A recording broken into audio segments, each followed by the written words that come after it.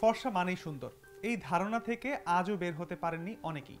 নিজেদের গায়ের রং নিয়ে হীনমন্যতায় ভোগেন। ত্বকের রং বদলাতে তারা বাজারে চলতি নানা ক্রিম বা হার্বাল পণ্য ব্যবহার করে থাকেন, কিন্তু আশানুরূপ ফল না পেয়ে হতাশা আরও বাড়ে ব্যয়। অনেক সময় এই ক্রিম ব্যবহার বন্ধ করে দিলে ত্বকে নানা সমস্যা দেখা দেয়। ত্বকের কোনো অংশ সাদা, আবার কোনো অংশ কালো হয়ে যায়।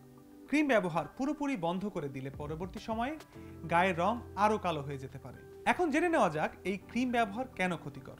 মার্কারি, লেড, স্টেরয়েড, নানা প্রিজারভেটিভ সহ অনেক রাসায়নিক থাকে এই সব ক্রিমে, যা আমাদের ত্বকের জন্য যথেষ্ট ক্ষতিকর।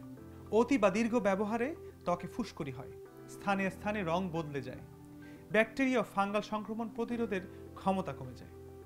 উদ্বেগ, উৎকণ্ঠা, বিষণ্ণতা ও মানসিক অস্থিরতা থেকে স্নায়ুবৈকল্যজনিত সমস্যা হতে পারে। এই ধরনের স্টেরয়েড মেশানো ক্রিম অকারণে মুখে মাখার জন্য ত্বক পাতলা হয়ে যেতে পারে, হয়ে উঠতে পারে অতিরিক্ত সূর্যালোক সংবেদী, মুখে মেস্তা পড়তে পারে। পাশাপাশি মুখে, গলায় ও হাতে বিভিন্ন রকমের অ্যালার্জি ও র্যাশ হয়। ত্বক শুকিয়ে নিষ্প্রাণ হয়ে যাওয়ার ঝুঁকি থাকে।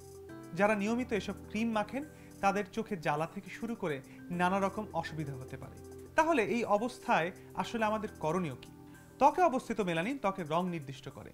এর ওপর জিনগত, পারিবারিক ও পরিবেশগত প্রভাব রয়েছে, সুতরাং একটি প্রকৃতি প্রদত্ত বিষয়। অকারণে এই স্বাভাবিক রং পরিবর্তনের জন্য কোনো ক্রিম বা ওষুধ ব্যবহার করা একেবারেই উচিত নয়। আর মুখে মেস্তা বা ঘাড়ে কালো দাগ কিংবা ত্বকের কোনো পিগমেন্টেশন বা দাগ দূর করতে চাইলে তারও বিজ্ঞানসম্মত চিকিৎসা রয়েছে।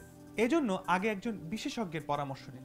সতেজ ও সজীব ত্বক পেতে বরং ত্বকের নিয়মিত যত্ন নিন, সুস্থ জীবনযাপন করুন ও সুষম খাবার খান। এমন আরও সব তথ্য পেতে ভিজিট করুন prothomalo.com। সাবস্ক্রাইব করুন প্রথম আলো ইউটিউব চ্যানেল ও ফেসবুক পেজ। থাকুন ভালোর সাথে, আলোর পথে।